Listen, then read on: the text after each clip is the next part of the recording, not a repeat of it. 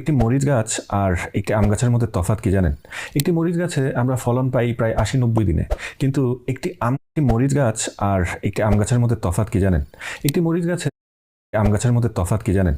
একটি মরিচ গাছে আমরা ফলন পাই প্রায় ৮০-৯০ দিনে, কিন্তু একটি আম গাছে ফলন পেতে আমাদের সময় লাগে ১০ বছর কমপক্ষে। একটি পরিণত আম গাছ প্রায় ২০০ বছর পর্যন্ত আমাদেরকে ফল দেয়, কিন্তু একটি মরিচ গাছ কত বছর আমাদেরকে ফল দেয়? এই বিষয়টার তফাৎ চিন্তা করলেই তৎক্ষণাৎ আপনার মাথায় একটা জিনিস আসবে যে এই দুইটা জিনিসের মধ্যে পার্থক্যটা আসলে কোথায়। আমরা খুব সহজে ফল পেতে চাই, কিন্তু আমরা পরিশ্রম করতে চাই না। আমরা যে কোনো বিষয়ে যদি ওই ১০ বছর কিংবা তারও বেশি পরিশ্রম করে যাই, হয়তোবা ওই ২০০ বছর আমাদেরকে ফল দিবে।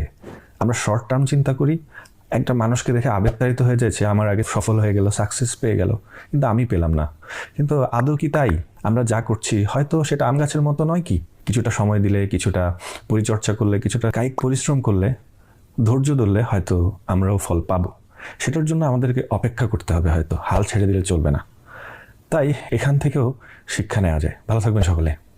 একটি মরিচ গাছ প্রত্যেক মিনিটেই কিন্তু ট্যাকের সাথে মানুষের সম্পর্ক বেড়েই চলেছে। আর দৈনন্দিন জীবনের সবচেয়ে বেশি ব্যবহৃত অ্যাপের মধ্যে ইউটিউব অন্যতম। কিন্তু ইউটিউবের কন্টেন্ট ক্রিয়েটরের সংখ্যা কত আপনি জানেন? তাদের সংখ্যা প্রায় ৩৭ মিলিয়নেরও বেশি, যা ২০২৩ সালের জরিপে উঠে এসেছে।